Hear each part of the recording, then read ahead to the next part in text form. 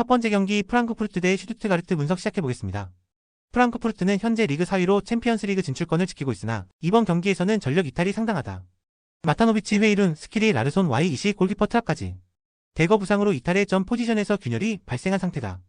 괴체와 바오야가 중원에서 공격 템포를 유지하려 하겠지만 수비와 미드필드 간의 연결이 끊기기 쉽고 에키티케의 고립 가능성도 존재한다. 토프멜러 감독은 점유보다는 짧은 템포의 전환과 세트피스 위주로 승부수를 던질 가능성이 높다. 슈투트가르트는 리그 11호 중위권을 유지하고 있으며 최근 경기력은 꾸준한 흐름을 보이고 있다.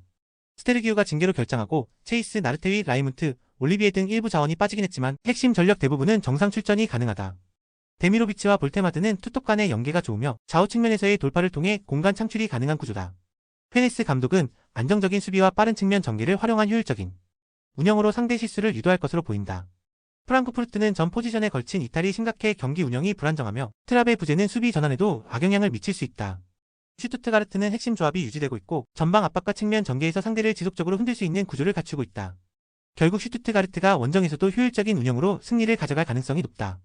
두 번째 경기 시타르트 대 스파르타 로테르담 분석 시작해보겠습니다. 시타르트는 현재 리그 8위로 비교적 안정적이지만 이번 경기에는 핵심 전력의 공백이 뼈아프다. 특히 공격의 키 플레이어인 알레시오 다크루즈가 카드 징계로 결장하는 동시에 싱크아벤, 바이람, 데미르가 모두 부상으로 빠져 공격과 중원에 무게감이 현저히 떨어질 수밖에 없다. 시타르트는 5-4-1 포메이션 특유의 수비적 경기 운영과 라드로비치, 부하우드의 빠른 역습을 통해 득점을 노릴 가능성이 높다. 하지만 공격 전개의 핵심 자원이 모두 빠져있다는 점에서 득점력을 유지하기 쉽지 않아 보인다. 로테르담은 리그 15위로 고전 중이지만 이번 경기에서는 시타르트의 전력 누수를 적극적으로 활용할 기회를 잡았다. 물론 키톨라노의 부상 공백은 아쉽지만 라우리첸의 높이와 포스트 플레이, 반 베르언의 공간 침투, 미투의 창의성을 앞세워서 상대의 빈틈을 적극적으로 노릴 것으로 보인다. 스테인 감독은 상대가 핵심 공격수 없이 나선다는 점에서 공수 전환 속도를 높이고 적극적인 전방 압박을 통해 상대를 괴롭힐 가능성이 높다. 시타르트는 핵심 공격수의 징계 결장과 주축 선수들의 부상으로 정상적인 전술 운영이 어려워 보인다. 반면 로테르담은 공격 옵션의 다양성과 전술적 준비가 우위를 보이고 있어서 원정에서도 충분히 시타르트의 약점을 파고들 가능성이 높다. 결국 로테르담의 승리 가능성이 높아 보인다. 세 번째 경기 빌럼 대 알메러시티 분석 시작해보겠습니다. 빌렘투는 리그 16위로 강등권 싸움에 휘말려 있는 가운데 이번 경기마저 놓칠 경우 상황이 더욱 악화될 수 있다. 문제는 수비의 핵심 시그르게이르손과 공격 자원 포킬라가 동시에 징계로 결장하며 메르벨트, 마티우, 티르판까지 부상 명단에 올라있어 전력 구성이 상당히 어려운 상황이다.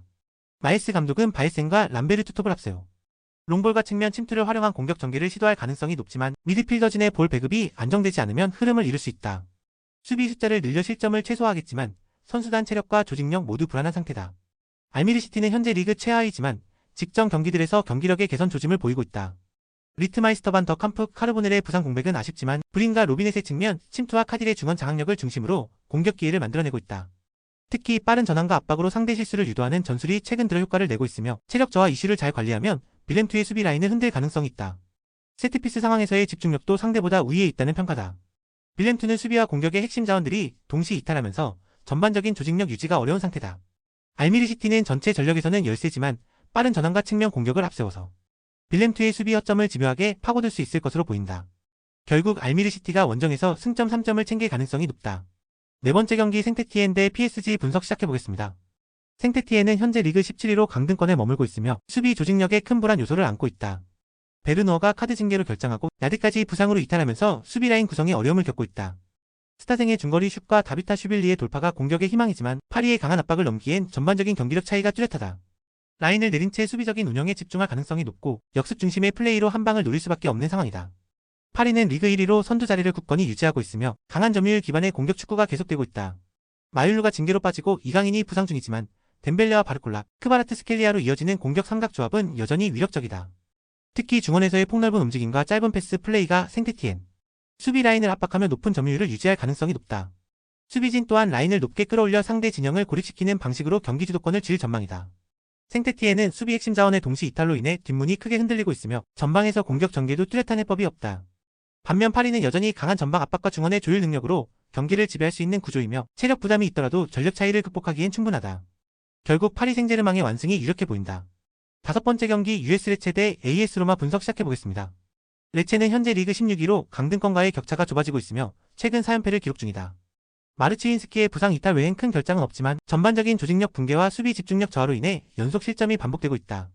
크르스토비치는 전방에서 고군분투하고 있지만 이선 지원 부족과 측면에서의 돌파 성공률 저하로 공격 템포가 끊기는 빈도가 잦다.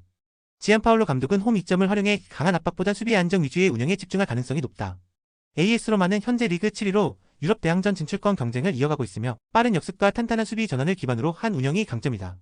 사우드 압두라미드, 셀릭, 디발라, 탈라마이너스 에딘이 이탈했지만 도부비크와 엘 샤라이가 전방에서 공간 침투와 결정력을 동시에 보여주고 있다. 중원에서는 발단치가 템포 조절과 탈압박을 통해 안정적인 빌드업을 이어가고 있으며 라니에리 감독은 중원 장악과 속공 전술을 병행할 가능성이 크다. 상대 수비 조직이 무너진 상황에서는 오히려 원정에서 효율적인 결과를 기대할 수 있는 구조다. 레체는 최근 연패 속에서 수비 라인이 완전히 흔들리고 있으며 전방에서의 공격 마무리도 답답한 흐름을 반복 중이다. AS 로마는 디발라의 이탈에도 불구하고 도부비크와 엘샤라이 중심의 빠른 전개가 살아있으며 전술적 짜임새에서 확실히 우위를 점하고 있다. 결국 AS 로마가 원정에서도 안정적인 운영으로 승리를 가져갈 가능성이 높다. 여섯 번째 경기 레알 마드리드 대 레가네스 분석 시작해보겠습니다. 레알 마드리드는 최근 챔피언스리그 포함 공식 경기 4연승을 달리며 최고의 컨디션을 유지하고 있다. 특히 음바페와 벨링엄은 폭발적인 침투와 결정력으로 상대 수비 라인을 붕괴시키고 있으며 브라인 디아즈와 호드리구까지 빠른 스피드를 앞세운 공격 전개로 흐름을 압도 중이다. 어매치 이후 체력적인 부담은 존재하지만 안첼로티 감독의 로테이션 운영으로 주요 자원들의 컨디션 유지와 경기력 관리에 큰 문제가 없는 상태다. 상대 레가네스가 수비 조직력이 흔들리고 있는 만큼 초반부터 강력한 압박으로 승기를 잡을 것으로 보인다. 레가네스는 최근 셀타비고와 베티스에 연이어 패하며 리그 18위 강등권까지 내려앉았다. 특히 수비 전환 속도가 느리고 라인 간격 유지에 심각한 문제를 노출하며 실점을 반복하고 있다. 단이 라바와 후안 크루즈가 공격 전개의 중심적인 역할을 하지만 수비의 불안정성으로 인해 역습을 효과적으로 전개하기 어려운 상황이다. 어매치 휴식기 이후 주축 선수들의 체력 회복 역시 원활하지 않아 레알 마드리드와 같은 강팀을 상대로는 초반부터 어려운 경기를 펼칠 가능성이 매우 높다. 레알 마드리드는 최근 압도적인 경기력을 보여주며 상승세를 타고 있다. 반면 레가네스는 수비 불안과 체력적 어려움으로 인해 강팀 상대 경쟁력이 급격히 떨어지는 상태다. 결국 레알 마드리드가 공격진의 화력을 앞세워 초반부터 흐름을 장악하며 여유있는 승리를 가져갈 가능성이 매우 높다.